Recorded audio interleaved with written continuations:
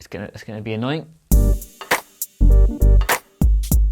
My favourite off-screen memory since we all started here at WhatCulture Wrestling probably has to be to do with everything with Haku, the man who I'm sure most people know and some people may not, did try to kill me during one occasion. Now I understand we're going to break all the magic here and we're going to pull back the curtain, but that just happens. Stone Cold Steve Austin talked about his WrestleMania 13 match with Bret Hart, and I've always said if Stone Cold's allowed to do it, we're all allowed to do it. But of course, it was all part of this Bullet Club versus WhatCulture thing, and Tamatonga, the glorious human being that he is, had worked all this out, and he was going to kick off a fuss at the Bullet Club block party at WrestleMania, and then we were going to be chased out there, we were going to be the bad guys, and Haku, I guess, either hadn't been told or hadn't been clued up, so he just thought we were a bunch of morons, a bunch of peons ruining his son's event, which he had worked incredibly hard to do.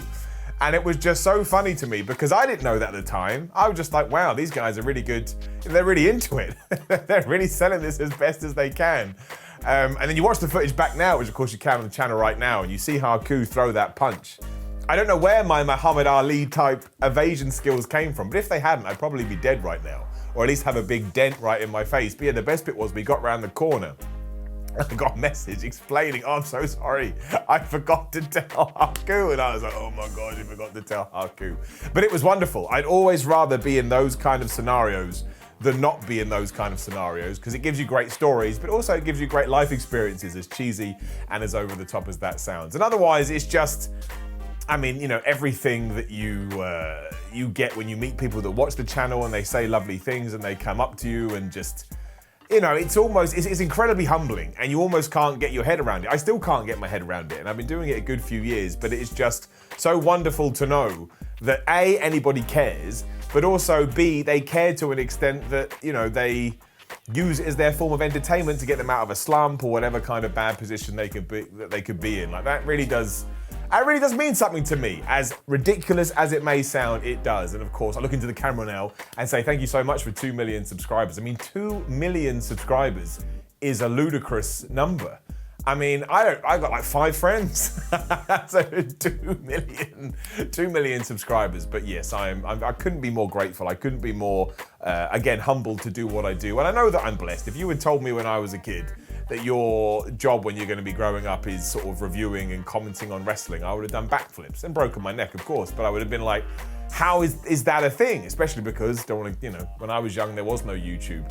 And yeah, I'm repeating myself now, but to know that people are also getting a kick out of it and they're engaged and they want to see more, and that goes for everything as well. I mean, talking about memories, like the first video that I did, of course I went through the comments and it was all like, who's this Simon guy? We don't want to hear from him. Die, Simon, die. Luckily, I'm quite a thick-skinned individual, and it was more humorous than anything else. Although I was a bit worried, because I was like, if the people at WhatCulture see this, are they going to be like, don't hire this dude, they want him to be killed? But I love it all, I truly do. It's the John Cena rules. I just want people to care, and fingers crossed they continue to care in the future. So yeah, there's some of my favorite behind the scenes memories. And also, here's to many more.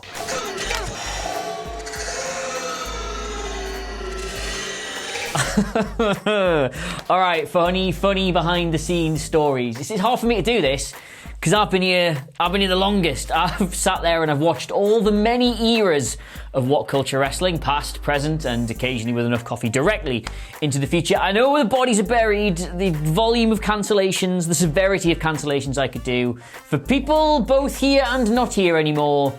But no, we're not doing that. We're doing happy things, nice, funny stories, nice, funny rotating chairs. Right, so the best thing about this job by a mile, other than the people, is that you get to see the world. Like, genuinely, I've been all over the world with WhatCulture Wrestling. It's been fantastic. We've been to America, loads, Canada, across Europe, all over this country when we're doing the wrestling promotions and not. But the only thing better than having a job that lets you see the world is, obviously, miniature golf. Miniature golf is the best thing in the world. So what we do here at WhatCulture Wrestling is whenever we go anywhere, and I mean like I'm talking if we're going like out into the region for a day trip or going away to the other side of the planet for 2 weeks. What we do, regardless of where it is we try and see if we can play a game of miniature golf somewhere, because we just all absolutely adore playing the thing. Now, I know what you're thinking. Obviously, you think I'm the best. I will hold my hands up. I'm the second best. Phil Chambers is the best. Has that led to an intense,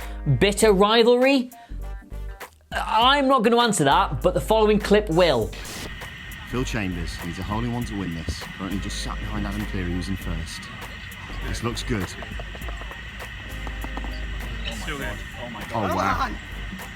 Could it be? It's a shame. I win. Basically, anywhere we go in the entire world, we try and get a game of miniature golf in. When we went to Orlando, we got 3 games in across WrestleMania weekend. We got a game in the morning of WrestleMania before we went to the show, leading to the single whitest photograph that has ever been taken. Anywhere we go in the country, when we're doing Defined, WCPW, we try and find a course for it somewhere there. There's a great Dinosaur one in Altrincham that we absolutely love. There's a great Dinosaur one down the road from us here, which we absolutely love. We just really, really love miniature golf because it just leads to hilarious moments like this.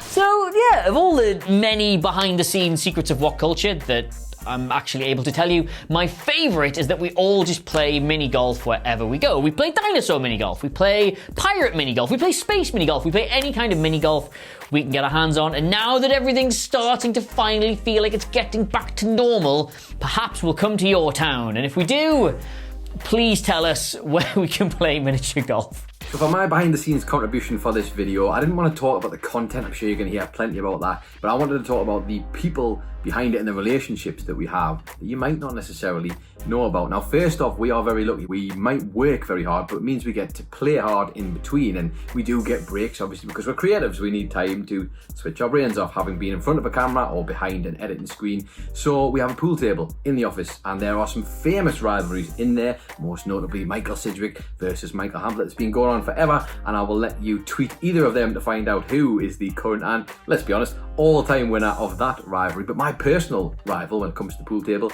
the Shawn Michaels to my Bret Hart, is Phil Chambers, and it pains me to say it, but he's better than me, and he has been for 3 years, technically 2, and the third year, where arguably I was playing some of my best pool, we got interrupted by a global pandemic. How convenient for you, Mr. Chambers, but yes, Phil is the better pool player. However, having said that, Phil is also an ally of mine in another department. I guess this is an exclusive maybe for this video that maybe some of the colleagues don't know about, but between myself, him and Andy Murray, we had a very secret society for a little while, where we used to go for very secretive biscuit meetings in the office, which sounds more underhanded than it is, but essentially we get a weekly shop drop in to the office, and 9 times out of 10 there'd be too many biscuits and people would just go through them too quick, so we used to hide a packet and hope that they would just keep them till the end of the week. Unfortunately, what we decided to then do would just be to keep them for ourselves. So the 3 of us used to go and time our breaks together for a 20-minute break.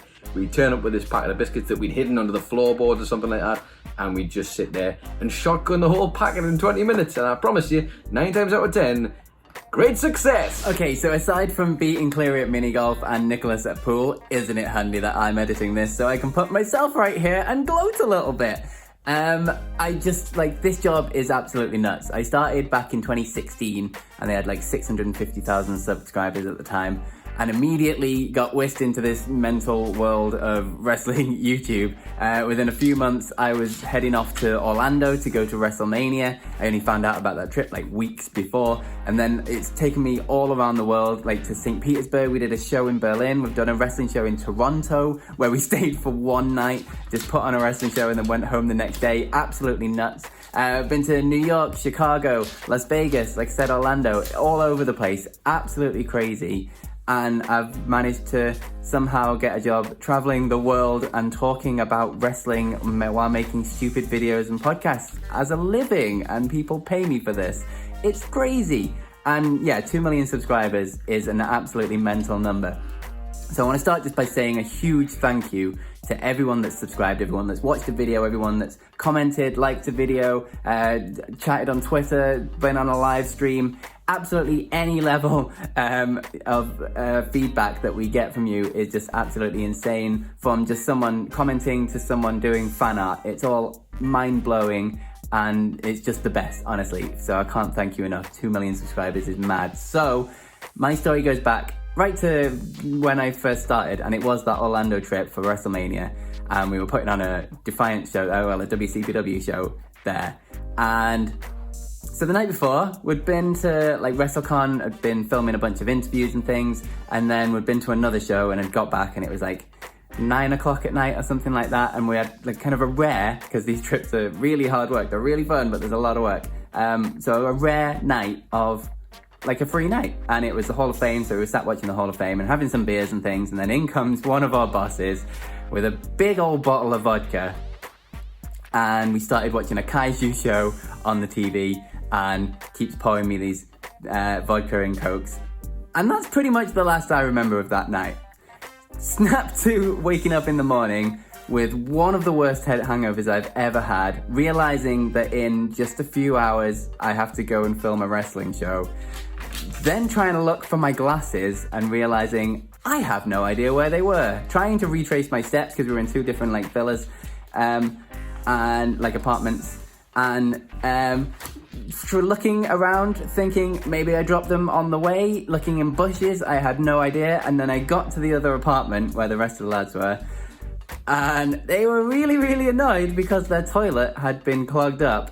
And it turns out I'd thrown up my glasses into the toilet, tried to flush them away, and got the toilet blocked somehow and completely ruined their toilet in their apartment. And I never did get my glasses back, and I had to film a WCPW show, ringside camera, wearing sunglasses because they were the only prescription glasses I had. I must have looked like such an idiot, like, oh yeah, I'm a cool kid wearing glasses indoors. Nope, it's a necessity, I need them to focus, this is all I have, I'm an idiot. But at least it covered my eyes because man, was I hungover that day. But yeah, I honestly, genuinely cannot thank you all enough for 2 million subscribers, and here's to many more. It's nuts. A huge thank you. We wouldn't be able to do this without you. I wouldn't be traveling the world talking wrestling. None of it would exist without you. So thank you so much. Favorite behind the scenes memories of WhatCulture since I moved here to work in 2017? It's a difficult question. This place is a bloody madhouse. Could have gone with the Great Westgate incident of 2019. Don't ask Ewan Patterson about that one. Could have gone for the Great SD card situation of New York City. Don't ask a member of the WhatCulture editing team who shall remain unnamed about that one. But I'm gonna go with the day after the Christmas night out 2019. We have our Christmas nights out traditionally on a Thursday here at WhatCulture. It's a fun time every single year. We usually end up just going to the same 3 or 4 places, but it's a riot. We have a laugh. Usual staff Christmas night out deal. You stay out until the small hours of the morning, but you're working the next day. You get 2 or 3 hours sleep. You roll out of your bed, smash the alarm clock off the wall. You come into work, and things like this happen. 2018, an unnamed member of the wrestling editing team having to walk out of the same news shoot twice to go to the bathroom and throw up, and then repeating that act for another video shoot later in the day. Or how about another member of the wrestling team who I'm not gonna name going for a 2-hour nap in the disabled bathroom in our building halfway through the day? How about everyone just coming in their tracksuits, hoods up, grumping all day? Lunchtime, you get yourselves a big old McDonald's order. Everyone's on the 20 chicken nuggets, even the vegans. But real ones know to get a £1 burger on the side just to keep you fresh throughout the day. It's a rite of passage working the day after the Christmas night out in WhatCulture. Everyone's kind of groggy, but you get the work done. You're in it together. If you take a day off, you become a pariah. If you use one of your annual leave days on the day after the Christmas night out, it is over for you. It's a golden rule here. I'm joking. Of course, we don't have any of that nonsense going on, but the 28 one was particularly brutal.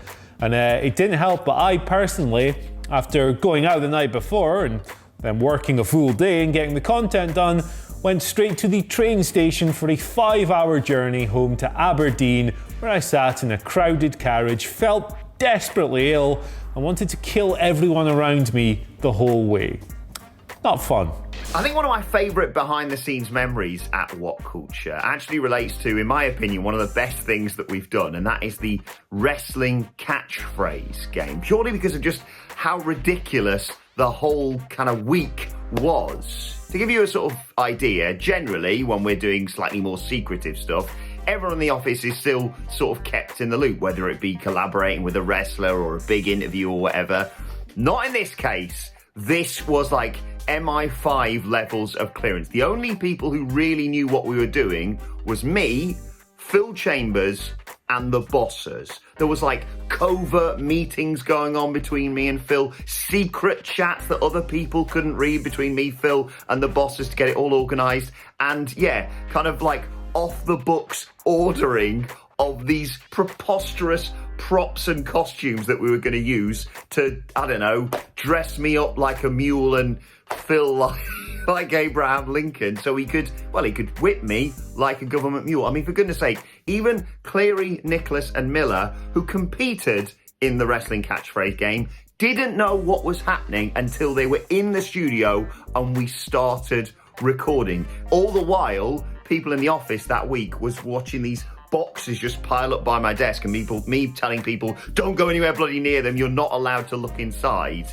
So the day comes and then, yeah, we show Cleary and Nicholas and Miller, you know, images that will stay with me forever, like Phil Chambers as the 8th wonder of the world. But I think that the thing that sums it up best is this photo, which we did in preparation for the super catchphrase, where me and Phil went round the back of WhatCulture Towers and took a photo of a rock with a chef's hat on for the catchphrase, if you smell what the rock is cooking. I said this at the time, that video is genuinely one of my proudest moments of WhatCulture. I mean, just look at this. Taking a photo of a rock with a chef's hat on.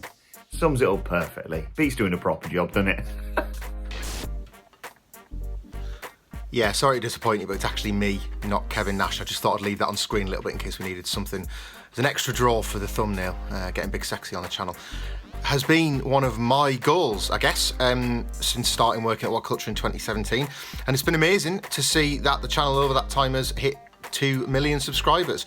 I can't claim to have really much to do with this. You don't see my face very much on the channel.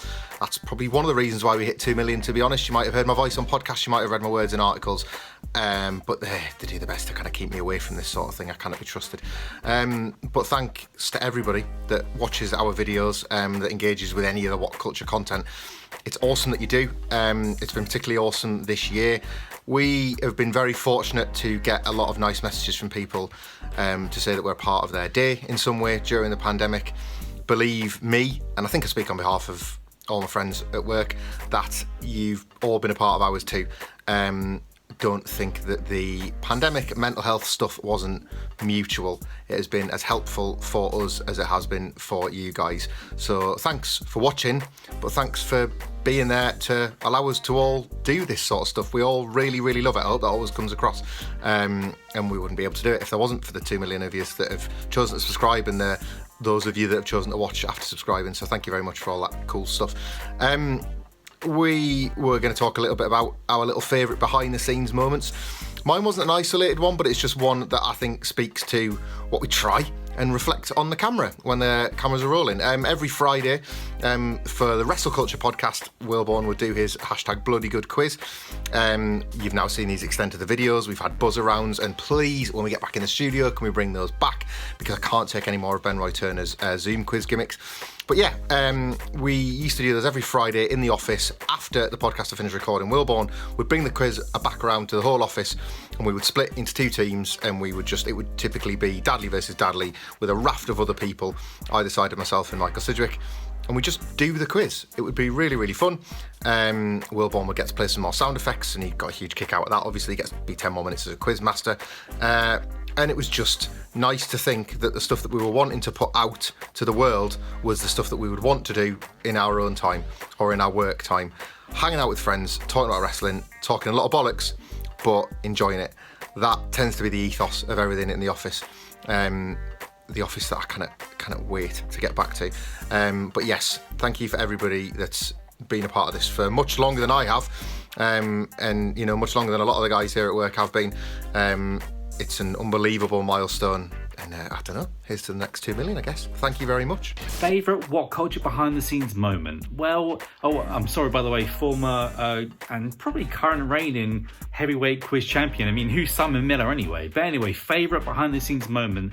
Probably I'm just gonna be simple here and saying working with everyone there and just getting into the minutiae of all the pops and everything else. And probably, if anything, I'll always remember showing off my illustrious t-shirt collection to the dads, Michael, Hamlet and Sidgwick, you know, these sort of lovely numbers here, and just really just letting them into my world, letting them into the world of stuff money I wasted and just being told off for being an idiot and all that sort of thing. So yeah, I think my favourite behind the scenes stuff is just being an idiot, shaving Gareth's head, things like that, you know, all that sort of thing. But unfortunately I didn't get to meet the Underturner, so hopefully down the road I'll get to meet him behind the scenes. But until then, thanks for 2 million and rest in peace. Now, I'm coming at this from a very, I feel, unique perspective, because I've not necessarily been in the company as long as some of the other lads who've really been here, like working from the ground up and just grafting away for years and years and years. But the time I have spent there, which, let's say in the office, I spent a couple of months there before this whole thing happened, and I've just been sat in front of blue screens in my bedroom ever since. In that time, a lot of fun stuff happened. We had, I think, in my own mind, one of the weirdest, or let's say stupidest things that I did in the office in this like behind the scenes scenario was, there was a time where we have to like record things, obviously, through videos and do all these great lists, and I lost, I think, a very important video. It was on a memory stick that I had. I think it was like for a trailer we were doing for What Culture Combat, and I lost it. And I was like, oh my God, what have I done? And we were in the studio, and I'd taken my shirt off or something. And it was just, I'd lost it. I was ripping what was left of my hair out. I was like, oh my God, what's happening? And I just went around the office like a madman trying to find this card. And I was like asking everyone, I was like, we need this. This is for the channel. It's such a big thing that we've just done. And I think I'd only been in the company for about 2 months at this point. So I thought the world was going to end. And in the end, do you know where this memory stick was? It was in my shoe. It was in my shoe. So after about 2 hours of running around the place like a lunatic, we found it. It was in my shoe. It was great stuff. And then like I've got other stories from like being kneed in the face trying to like make videos for What Culture Combat, and I got a big black eye, big shiny for that. Like I really love the first time I won the What Culture Championship thing for like in one of the streams. That was a really cool moment. And I just want to say a big thank you, more than anything, to obviously all the people like that I work with, because they're just legends. Like, you know this anyway, they're just absolute legends, and they welcome me into this family. But thank you guys and girls as well, just for doing the same. Just make me feel really welcome in this community, and for taking What Culture to 2 million subscribers, which every time you say that, it doesn't get any more like realistic in my mind. I'm like, how is this, it's mad. How has this company done it? I'll tell you how, because of you guys, you gals, you're the good ones. Thank you very much. And we will continue on for the next 5 million subscribers. There, I've said it.